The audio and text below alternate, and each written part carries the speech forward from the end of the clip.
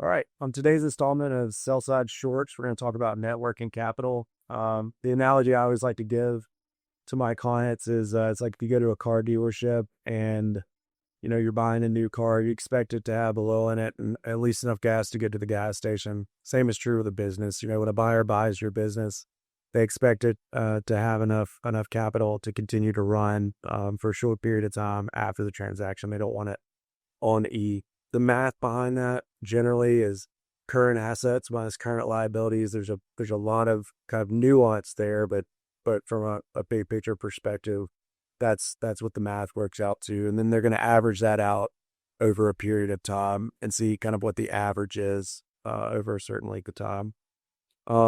Big things, the buyer also make sure that they have a fully functioning business when they sign the purchase agreement. The company or the company, they want to make sure it's running.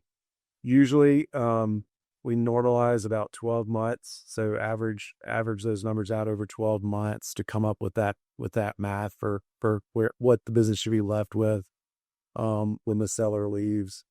And then, common adjustments that are made to the net working capital or excess cash in the business or a deficit of AR. That's the reason that we do the average, is to kind of normalize out some of those differences. And then when we actually sell, we'll have a target for net working capital, and any amount of cash above that number is gonna go to the seller. Anything below, the seller's gonna be responsible for paying to the buyer. Usually there's some amount escrow to take care of that particular issue.